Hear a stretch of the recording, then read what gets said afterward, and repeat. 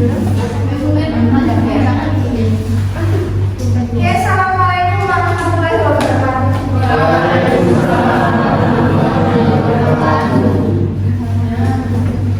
Good morning, everybody. Are you okay?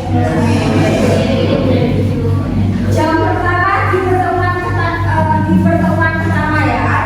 Saya juga baik-baik saja. Ya. Nah, oke, kita ketemu lagi ya di semester ini.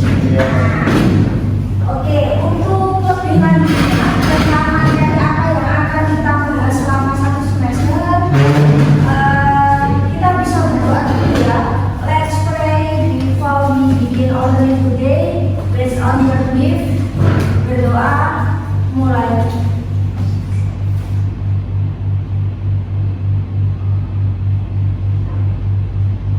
Selesai.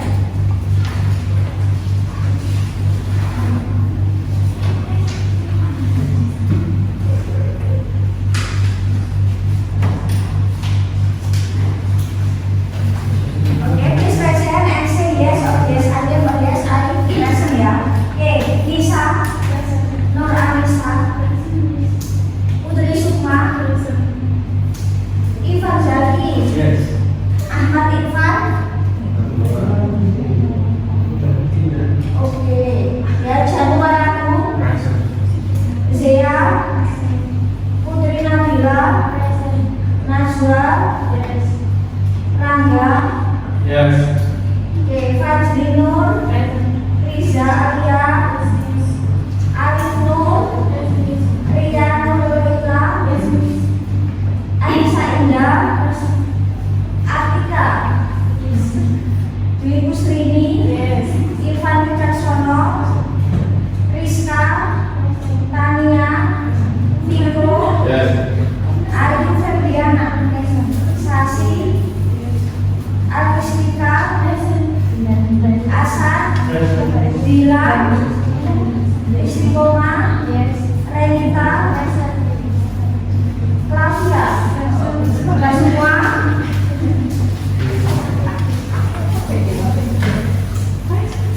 Oke, karena masih pertemuan pertama, mungkin juga masih belum semangat ya. Bisa kita main game sebentar ya. Oke, nah bisa kita main game sebentar. Nah ya, kita kembali fokus ya. Oke, namanya adalah ice game ya. Jadi pemecah suasana.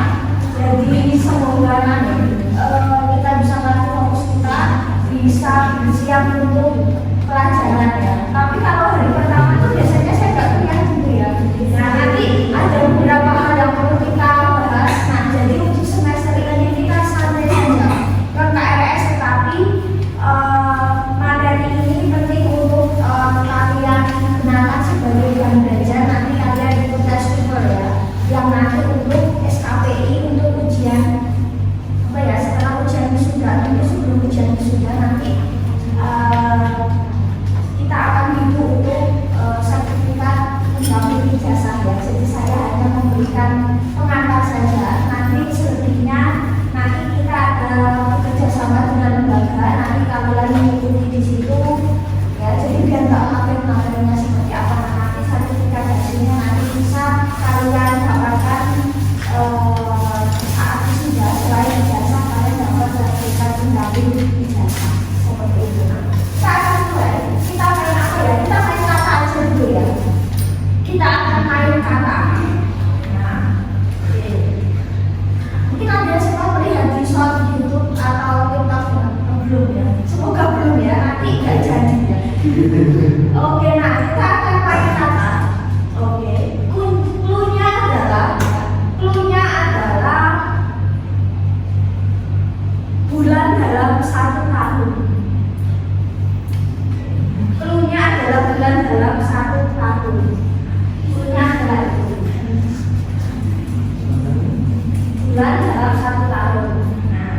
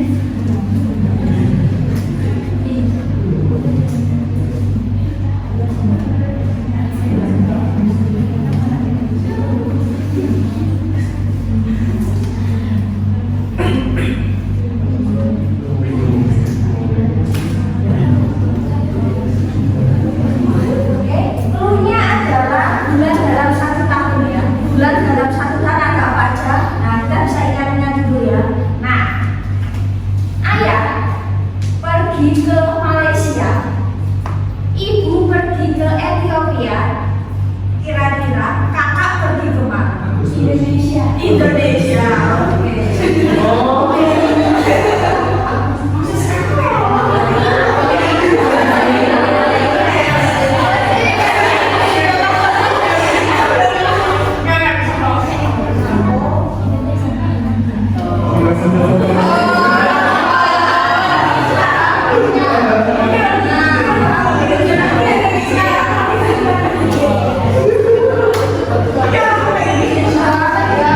Oke.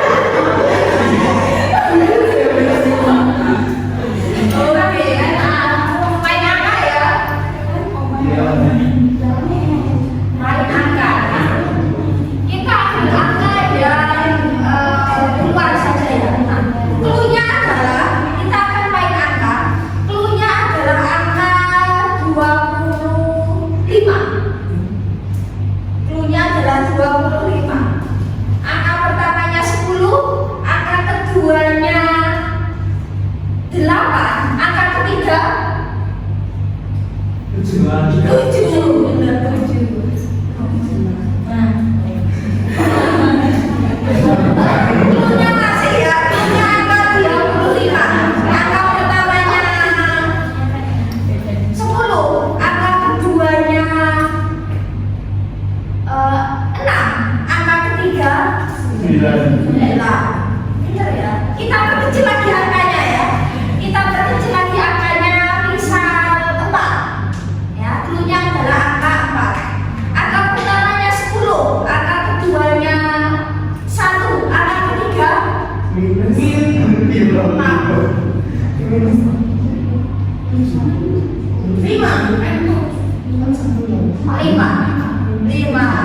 Nah, cluenya 4, angka pertama 10, angka keduanya 1, angka ketiga 5.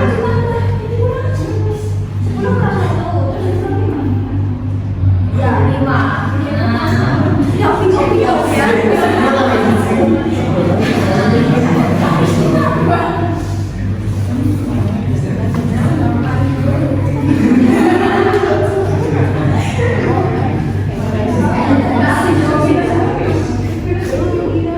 Boleh kita main tepuk-tepuk ya?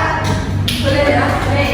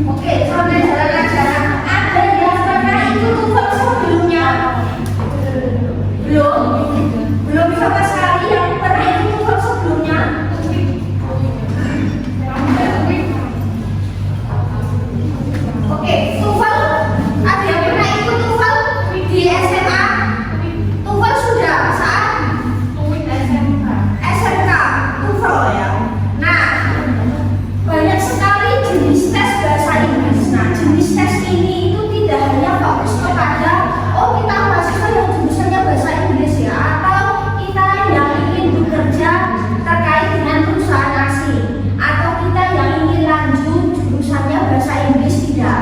Tetapi banyak sekali tes yang tujuannya untuk menguji kemampuan bahasa Inggris ya, baik mahasiswa yang non bahasa Inggris maupun yang bahasa Inggris. Jadi mungkin akan lebih diuntungkan dengan mahasiswa yang bahasa Inggris ya, karena dia akan dapat pendalaman yang lebih. Namun,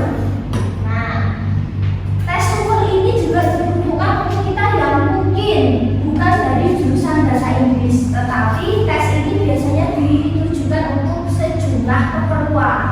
Nah, masing-masing tes itu biasanya ada keperluannya masing-masing, seperti tadi TOEFL.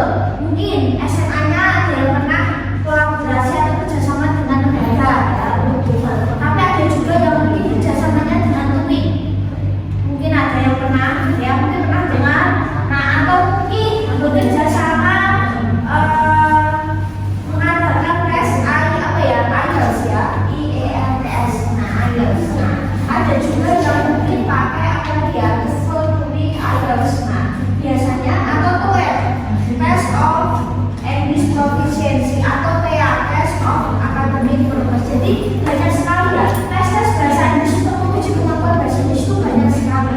Nah, salah satu tujuannya adalah untuk biasanya terkait dengan studi lanjut, pekerjaan, ataupun relate dengan beasiswa atau keperluan lainnya. Tapi biasanya kalau nggak bidang pendidikan, yang pekerjaan biasanya. Jadi masing-masing tes itu peruntukannya masing-masing. Nah, TOEFL sering mendengar ini TOEFL?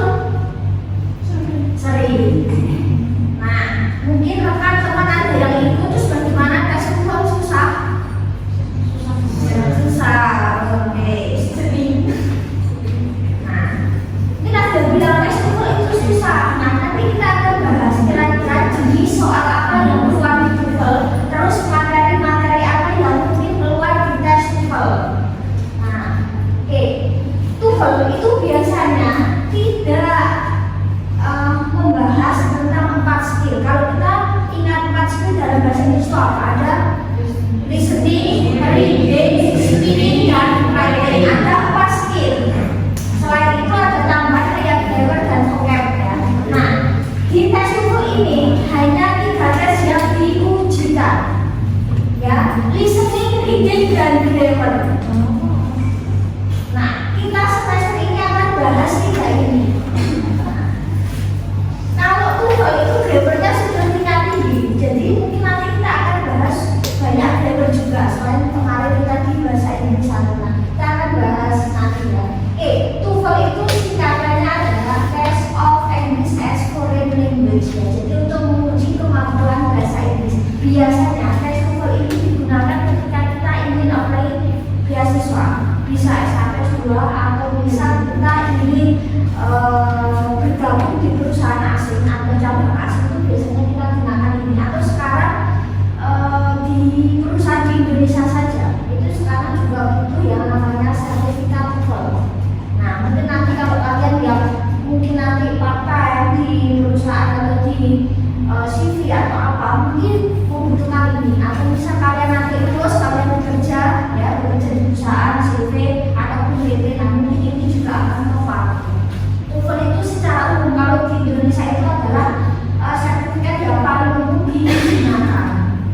Nah, jadi kita nggak belajar pas di sini, nah ya cuma listening, reading, dan grammar. Nah, terus ada beberapa jenis tes TOEFL sebenarnya. Ada beberapa jenis tes TOEFL. Kalau yang kita bahas pada semester ini di kampus-kampus itu biasanya yang kita TOEFL test atau TOEFL prediction. Jadi namanya TOEFL preparation. Jadi kita hanya mempersiapkan, ibarat kata materi-materi apa yang kemungkinan muncul dalam tes TOEFL, terus cara menjawab, terus jenis tesnya seperti apa, waktu pengerjaannya seperti apa, terus jumlah soalnya seberapa. Nah, kita TOEFL prediction. Hampir semua kampus atau perguruan tinggi di Indonesia itu pasti ada TOEFL prediction, karena itu lebih simpel. Karena hak yang menyelenggarakan itu dari kita, dari dosen, dari kampus. Tapi kalau kita ke sini TOEFL ITB di Solo Raya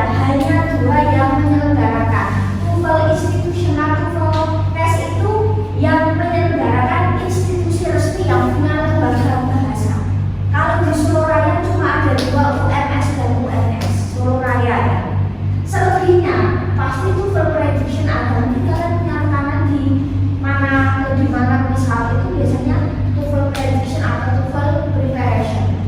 TOEFL ITP hanya 2 UNS dan UMS. Dan ini biasanya peserta yang mengikuti tes itu tidak hanya mahasiswanya sendiri, tapi dia juga mengambil mahasiswa dari luar karena sertifikatnya ini lebih ampuh dari yang bawah. Kalau TOEFL prediction itu paling untuk digunakan skala lokal, misal untuk pendaftaran ujian sidang, pendaftaran wisuda, pengambilan ijazah.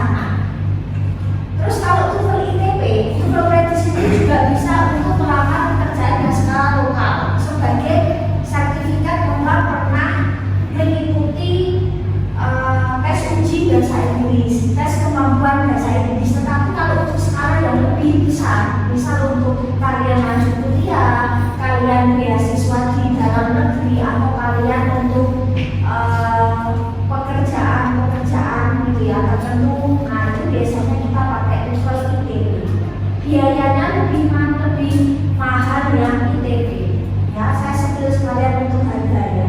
Dan kalau kita free ya, TOEFL prediction kalau kalian itu di bimbel itu skala ratusan ribu, tergantung berapa kalian ikut ya, apakah intensif 1 bulan, 3 bulan, atau 6 bulan, itu juga bisa didapat.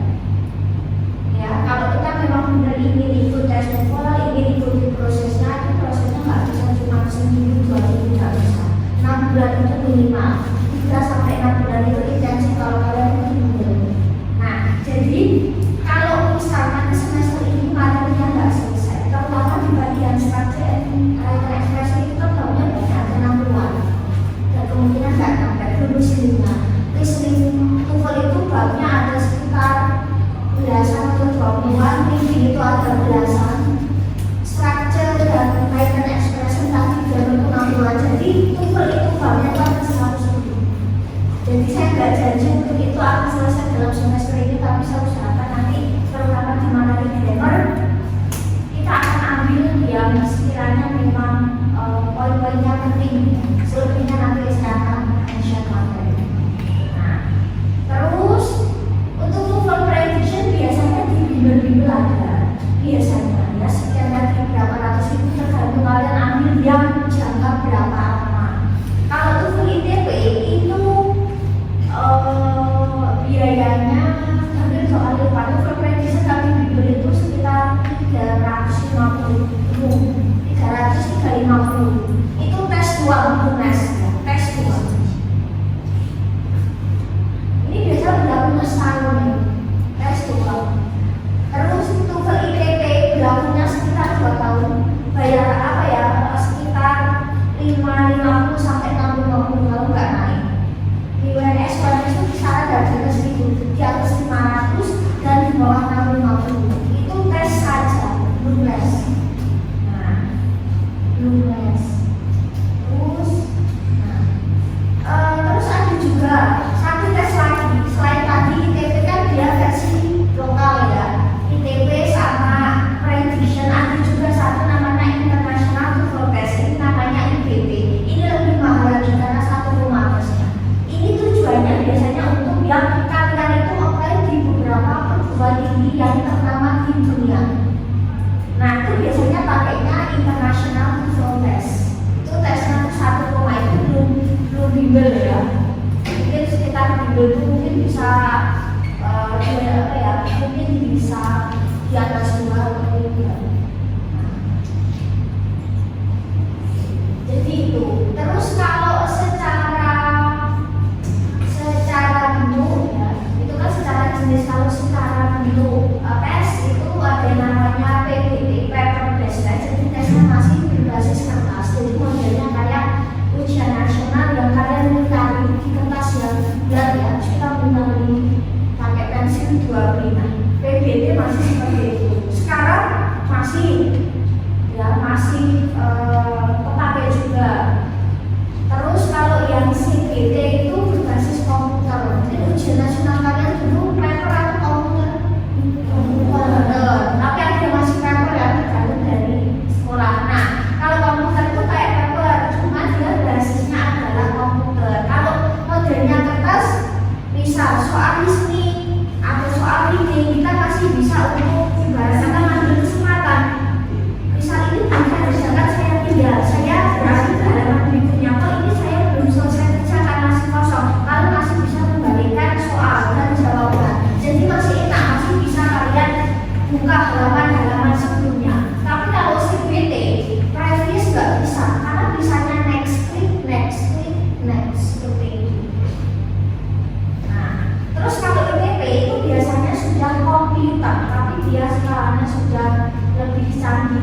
Institutional Testing Program.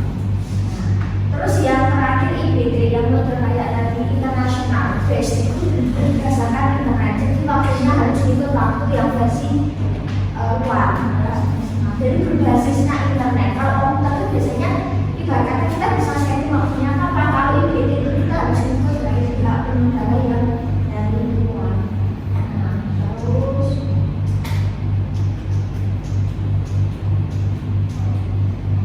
oke, nah ini ada beberapa sejarah ya, sejarah tentang ini. Oke, nanti barangkali bisa dibuka, bisa dibaca saja ya. Nah, untuk yang PBT, kita mungkin masih menggunakan PBT tapi semi CBT ya, karena mungkin dari komputer ya, dari jumlah komputer kan belum mati. Nah, untuk PBT itu semua apa ya, PBT dan CBT itu soal tujuannya ada 140 soal. Waktu pengerjaan sekitar 2 sampai 2,5 jam itu biasanya langsung non-stop. Nah, ada listening, reading sama structure. Listening itu ada 50 soal. 50 soal saja, waktu pengerjaan 35 menit. Berarti satu soal belajar 1 menit. Reading ada 50 soal, waktunya 55 menit. Berarti satu soal 1 menit lebih sekian detik. Yang bagian ini nih, structure and written expression itu 40 soal.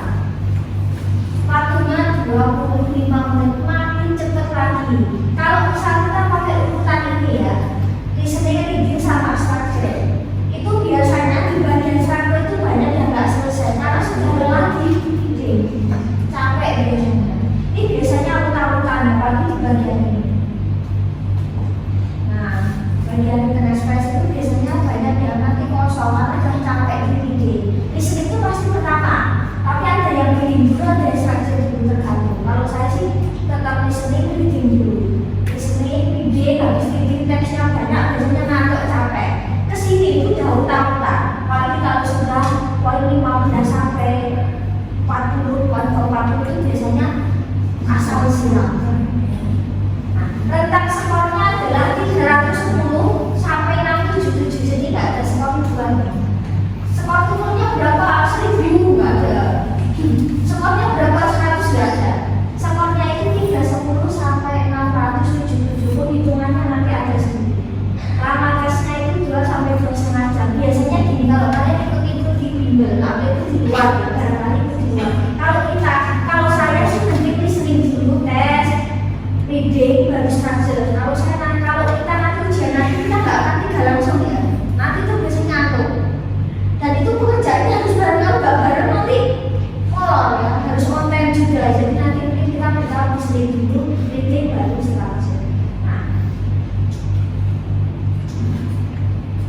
terus ini nih, kita harus gimana? Nah, hasil TOEFL.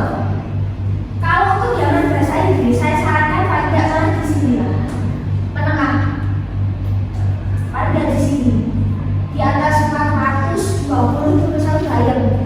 Untuk kalian apply pekerjaan nanti itu sudah oke lah, di atas ini 420 sampai 480. Tapi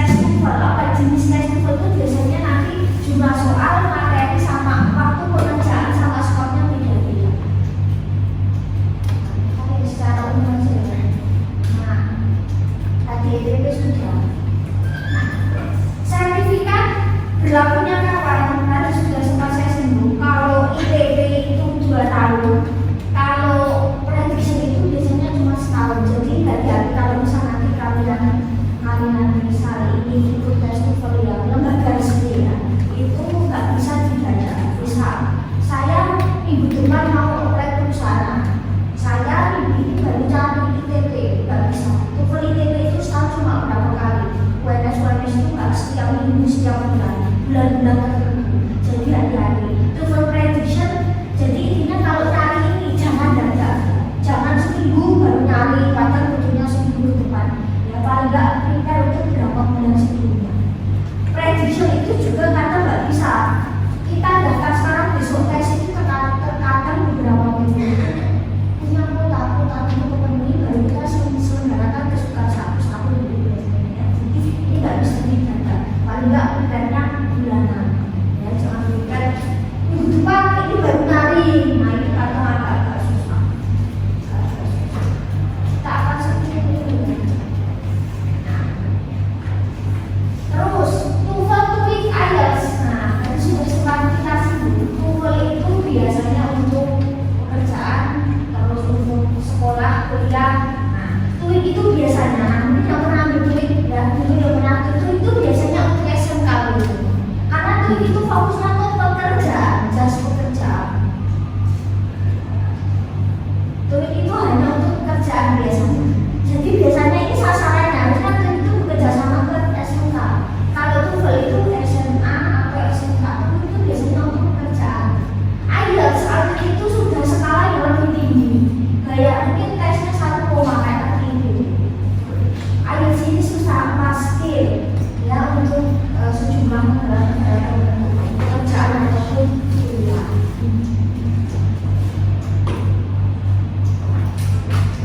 Skornya juga beda-beda. IELTS itu pas skill ya, ini sekilas saja ya. IELTS itu pas skill, skornya beda, pakainya itu apa ya, 1 sampai 9 namanya BAI itu namanya, bukan skor. Terus TOEIC itu nanti untuk pekerjaan biasanya.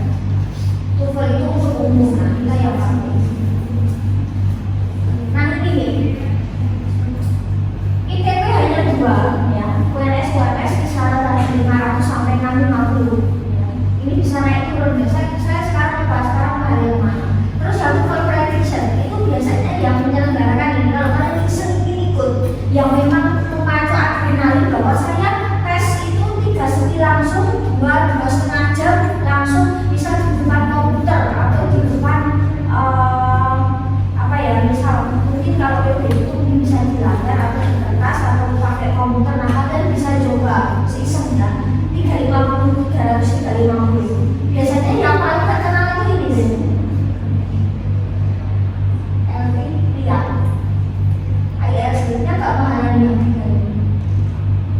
Nah ini bisa juga, tapi ini biasanya kalau mahasiswa kita banyak yang kesini. Nah ini itu baru tesnya tergantung dari sekian ratus itu, tergantung kalian berapa lama ngambilnya ya, durasinya berapa bulan atau berapa kali pertemuan, berapa belas atau berapa puluh kali pertemuan. Nah terus ini kalau misal kita ikut di sini nilai kita jelek, misal skor kita di bawah 400, apakah ada remedi? Tidak ada, berarti balik lagi tes lagi. Sama halnya ini, kita ikut kok nilainya skornya nggak bagus, maka tes lagi dan bayar lagi ya, nggak ada remedi. Jadi seperti itu. Terus kalau bisa, saya kan biasa sering ya dapat info dari YouTube, kalau misalnya ada tes TOEFL gratis atau mungkin bayar murah, kalian mungkin barangkali bisa cek ya, sana sini. Biasanya gratis, tapi kalau misalnya bisa kita paling 25.000 gitu biasanya. Tapi kalau ada yang gratis, coba aja. Pas kemarin pandemi itu jor-joran banget tes TOEFL itu gratisan banyak sekali. Seminar TOEFL banyak, tes TOEFL banyak, itu jor-joran banget mas pandemi. Tapi barangkali nanti kalau ada mungkin bayar tiket untuk sertifikat atau gratis saja. Ini ya, penghitungannya seperti ini. Jadi kita pakai skor. Nah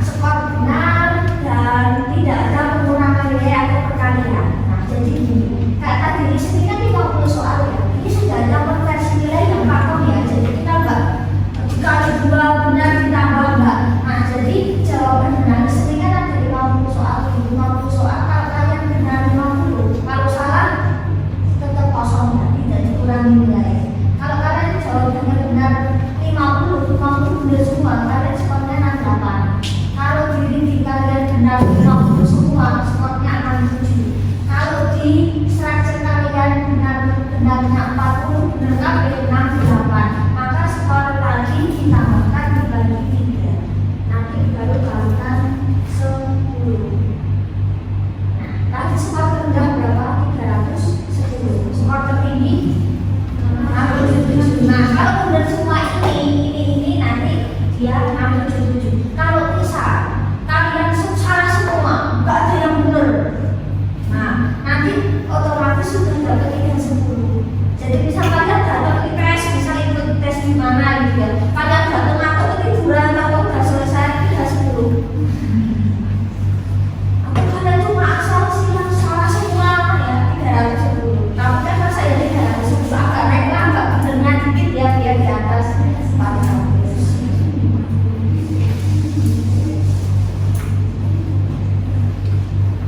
Seperti itu. Nah, kita akan ke sini. Kata orang sini paling susah di sini. Coba dari listening skill. Ada yang suka listening music? Suka. Nah, itu paling gampang nih. Suka musik, suka mendengarkan berita-berita radio. Enggak. Lebih ke lagu. Tapi kalau bisa nonton film juga, kita ini cuma listeningnya enggak. Subtitlenya sama aktor aktrisnya.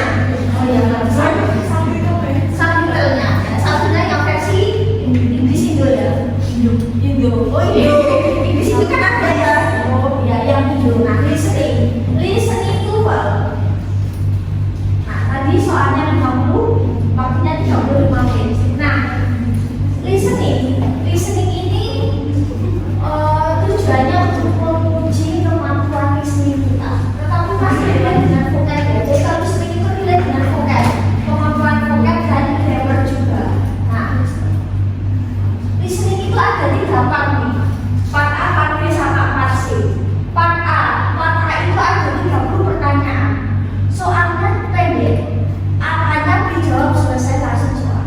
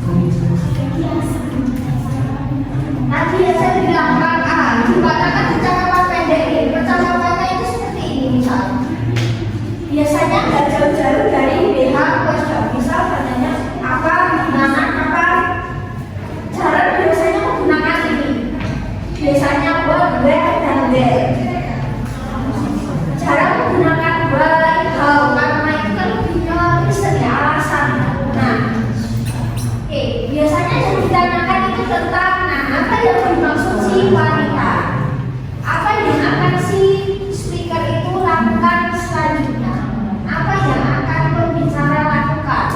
Nah, what is the plan going, apa yang akan dilakukan, apa yang akan direncanakan. Nah, masalahnya apa? Kira-kira apa yang sedang didiskusikan? Siapa yang mungkin sedang berdiskusi? Kapan mereka berbicara? Ya, apa yang dipikirkan oleh pembicara? Jadi lebih ke situ.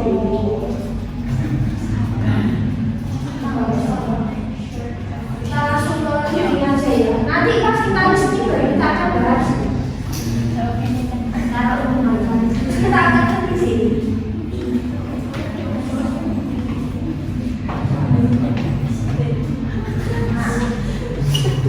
Kalau di reading itu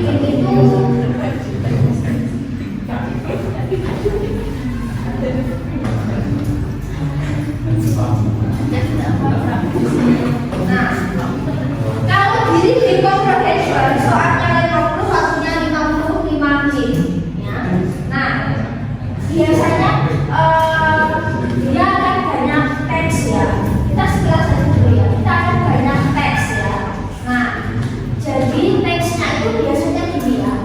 Untuk teks TOEFL itu biasanya itu secara umum. Secara umum itu dalam artian itu topiknya itu biasanya, nah, masalah akademik. Jadi misal kita akuntansi, topiknya tentang akuntansi tidak.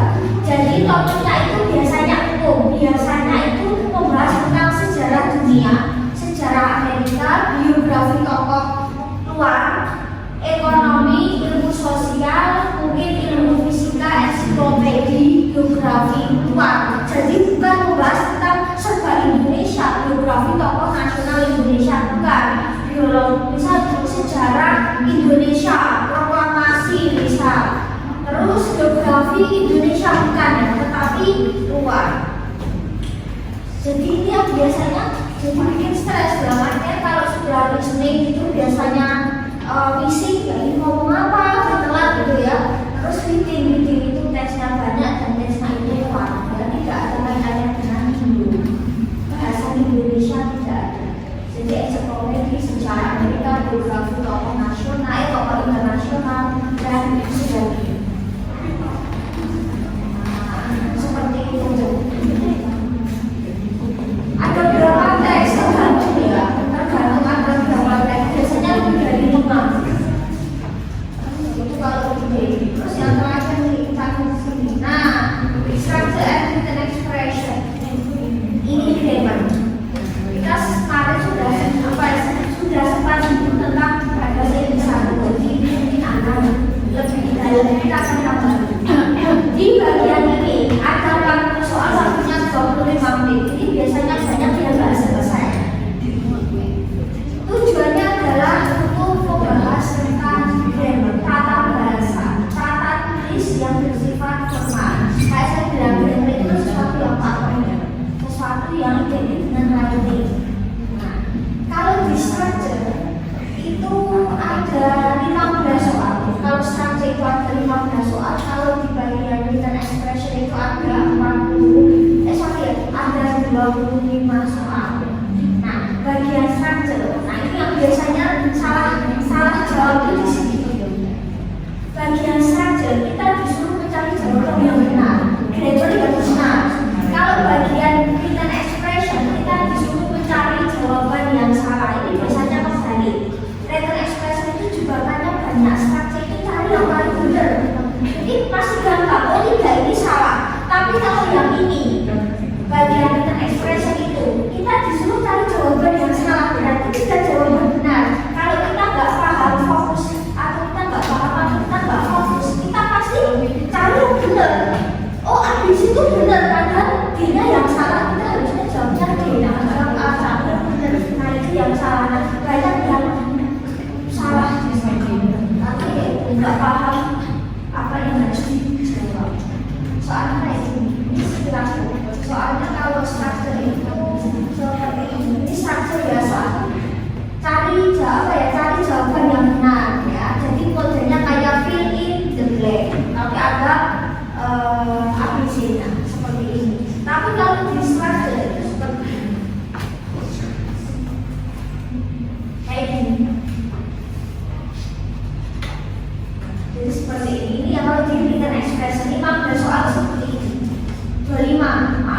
5 soal itu biasanya banyak yang nggak selesai.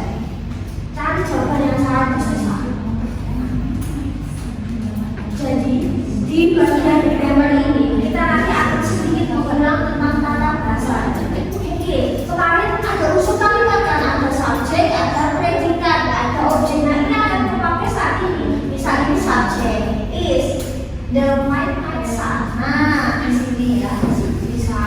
Di sini subjek is itu to be, berarti dia verb, berarti ini nominal.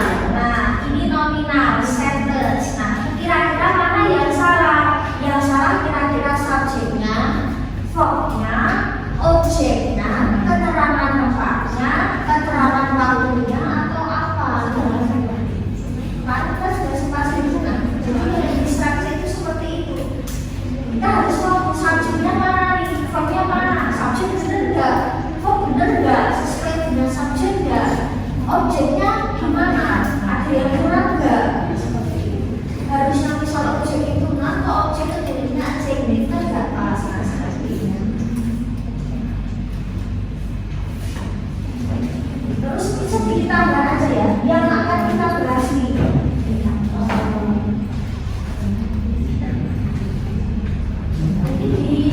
Di seni itu next kita akan bahas ini. Di seni kita akan bahas tentang aksen.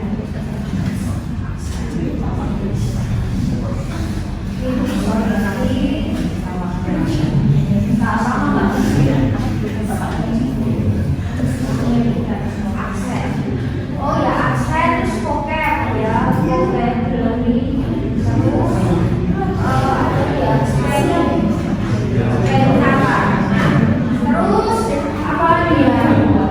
Reading itu maksudnya ada. Terus ini agak susah. Kita masih perlu tenses.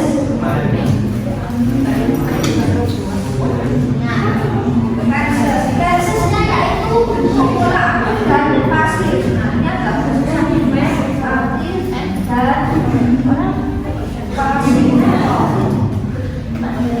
Misal kayak simple, present, terus present continuous.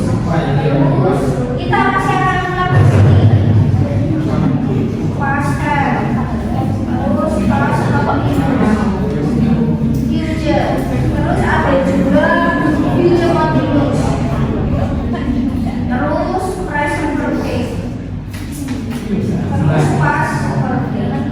Nah, kita akan bahas ini aktif dan pasif. Kemarin kita sudah bahas tentang aktivitas. Misal di studying English kita sudah belajar bahasa Inggris. Nah, kita akan belajar kalimat pasif. Pasif itu yang dengan titik-titik. Misal saya belajar bahasa Inggris.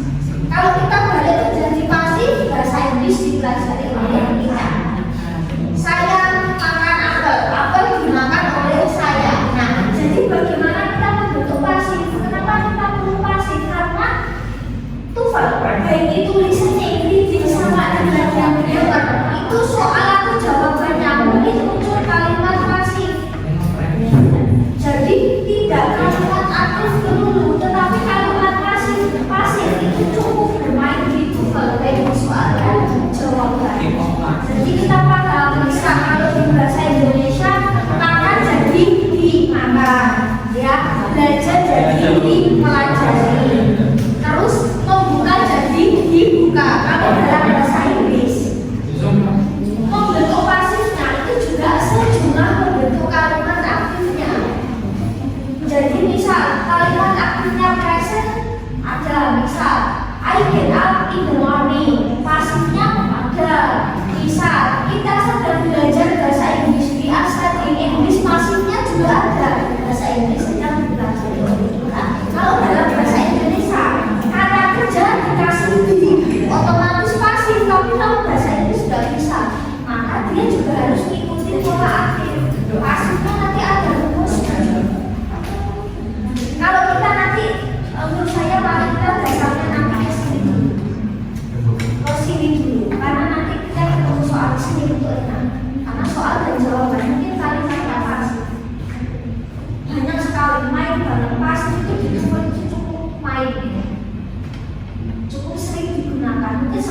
bisa 50-50 atau 40-60%. Terus apa lagi ya? Grammar tenses kita juga mungkin sekilas akan vocab juga.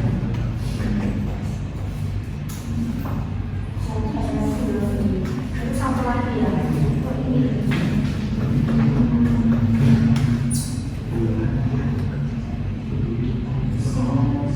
Kita masih juga akan membahas kata switch. Kemarin kita sudah sempat sebelumnya. Kira-kira masih ingat nggak? Kemarin kita bahas apa ya di bahasa Inggris satu ya, ada kata benda, ada noun ya. Terus pronoun, kata ganti. Terus verb, oke, kata kerja. Terus to be ikut verb ya. Terus kata keterangan adverb, kata sifat adjective. Terus adjective. Terus apa lagi? Preposition ya, preposition. Terus ada penunjang. Kita akan masih bahas ini.